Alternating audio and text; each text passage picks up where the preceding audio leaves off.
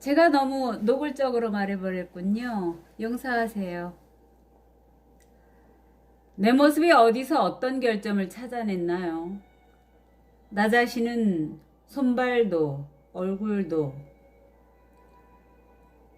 모두 온전하다고 생각하고 있는데 어떤가요? 로체스터님, 제발 부탁이에요. 제가 방금 한 말을 취소하게 해주세요. 모난 대답을 할 생각은 없었어요. 그만 저도 모르게.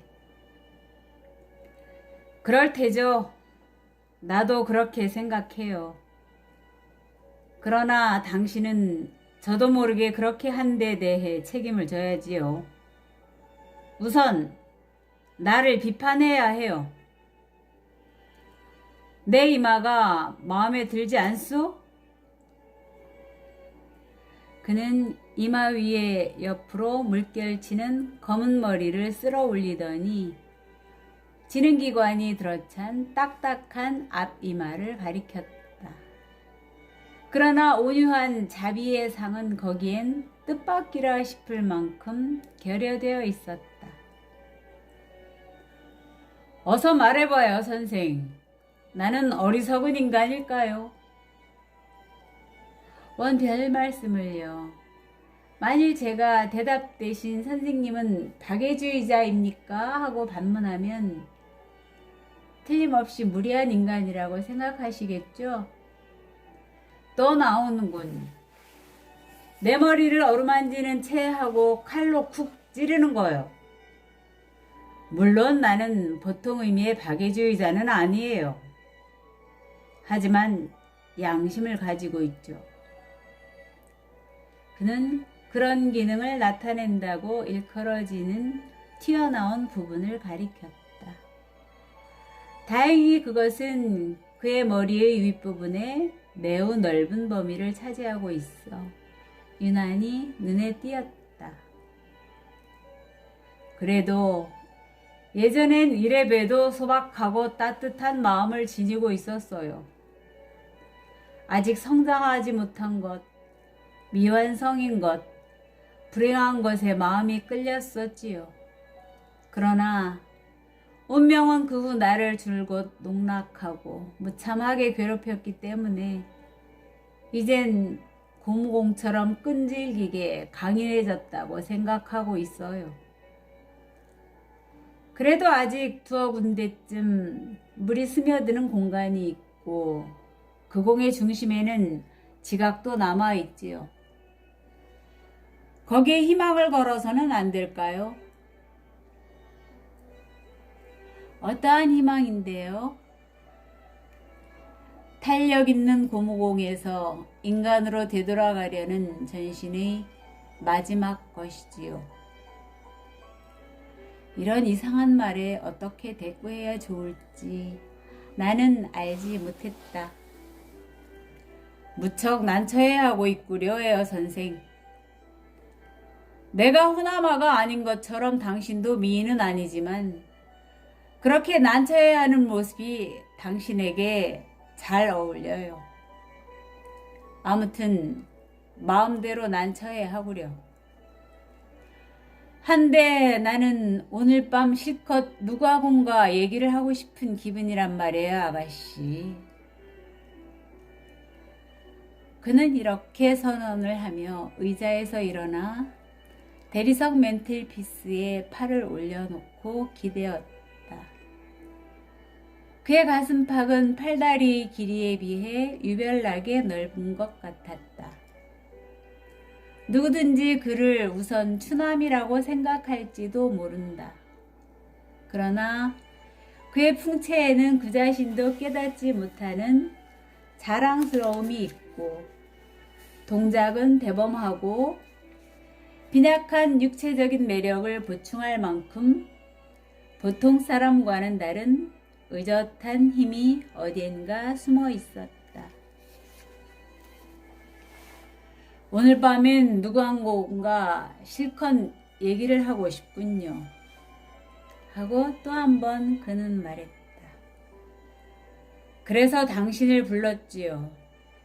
당신을 처음으로 여기에 불러냈던 날 밤엔 나를 무척 곤경에 빠뜨렸었지요. 그 후 거의 당신을 잊고 있었구려.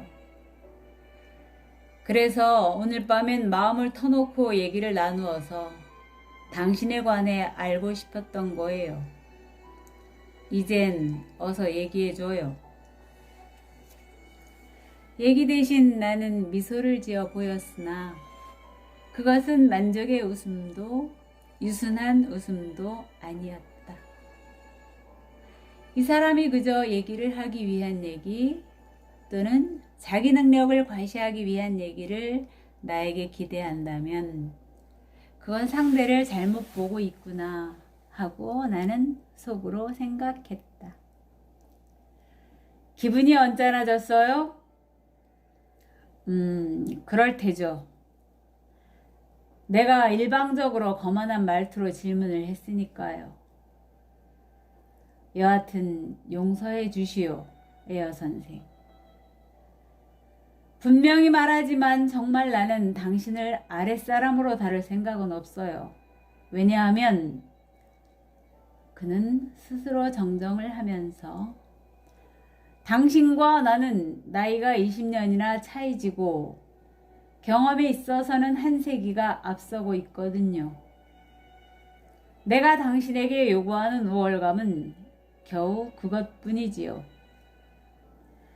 잠시 나하고 얘기를 나누어서 나를 위로해 달라고 하는 건 오직 그런 우월감에서 나오는 권리에 지나지 않아요. 그는 변명 같은 설명을 곁들였다. 나는 그런 겸손에 무감각하지 않았고 또 무감각하다고 여기고 싶지도 않았다. 제 힘으로 할 수 있는 일이라면 기꺼이 위로해 드리겠어요. 정말 진심으로 그렇게 생각하지만 무슨 얘기를 하면 좋을지 전혀 알 수가 없군요. 선생님이 어떤 걸 좋아하시는지 제가 어떻게 알겠어요?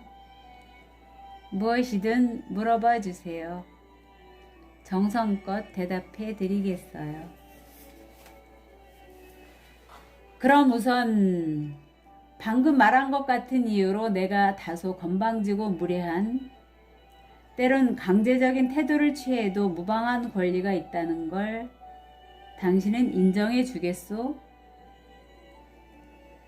글쎄요, 어떻게든 좋도록 생각하시지요. 그건 회피하는 말이에요. 명확하게 대답해요. 저는 선생님께서 저보다 나이가 많으시거나 널리 세상 구경을 하셨다는 이유만으로 저에게 명령을 하실 권리가 있다고는 생각할 수 없습니다. 오히려 자신의 연령과 경험을 어떻게 활용하셨는가 하는 점이 중요하다고 생각해요. 보기 좋게 한번 공격의 화살을 던졌구려. 하지만 아무튼 우월에 관한 문제는 그쯤 해두고 당신은 명령적인 내 말투에 화를 내거나 불쾌하게 생각지 않고 때론 내 명령을 따르는데 동의해야 해요. 어떤가요? 나는 미소를 떠올렸다. 로체스터 씨야말로 이상하다. 그로부터 명령에 복종하는 대가로 나는 1년에 30파운드씩 받고 있다는 것을 그는 잊어버리고 있다고 나는 생각했다. 웃는 것도 나쁘진 않지만 문득 떠올랐다가 가셔버린 내 미소를 그는 얼핏 포착하고 말했다. 똑바로 얘기해야 해요. 저는 봉급을 받고 있는 자기의 부하가 명령을 받고 화를 내거나 기분이 언짢아지지 않을까 하고 일부러 물어보는 주인이 있으리라곤 꿈에도 생각지 못했어요. 봉급을 받고 있는 부하, 당신이 내 부하란 말이요? 오, 그렇군. 그걸 아예 잊어버리고 있었구먼. 그럼 그런 금전상의 입장에서 좀 거드름을 피우게 해주겠소? 아니죠. 그런 입장에서가 아니라 선생님이 입고 계신 입장, 고용된 사람이 자기를 섬기는 것이 유쾌한지 어떤지를 걱정하고 계시는 입장에서라면 한껏 거드름을 피우시게 해드리겠어요. 그럼 여러 가지 범속한 예절과 형식을 제쳐놓고 얘기를 해도 좋겠구려. 그런 걸 생각하는 언동을 무례 때문이라고는 생각하지 않을 건가요? 저는 약식과 무례함을 절대로 혼동하진 않을 거예요. 전자는 차라리 저의 기호에 맞지만 후자는 자유의 몸인 이상 설혹 봉급 때문이라도 싫습니다. 당신 대답은 다소 위태로운 데가 있기는 하지만 진심으로 찬동하고 싶구려. 대답의 내용뿐 아니라 그 말투에도 찬성이에요. 태도가 솔직하고 진지해요. 3,000명이나 되는 어중간한 여학생 출신 가정교사들 중에서 지금 당신이 한 것 같은 대답을 할 수 있는 사람이 아마 모르긴 해도 3사람도 없을 거요. 그렇다고 내가 아무렇게나 입에 발린 말을 할 생각은 없지요. 대부분의 사람들과는 특이한 타입이라고 해서 당신이 자랑할 것은 못 돼요. 자연 그대로의 것일 뿐이니까요. 요컨대 내가 좀 너무 성급하게 결론을 내렸는지 모르겠구먼. 내가 알고 있는 한에서는 당신은 다른 사람들보다 유별나게 잘난 것이 아닌지도 모르겠고 또 그런 사소한 장점에 비해 형편없는 결점이 있을지도 모르겠소. 그렇다면 선생께서도 역시 그런지도 모르잖아요. 하고 나는 생각했다.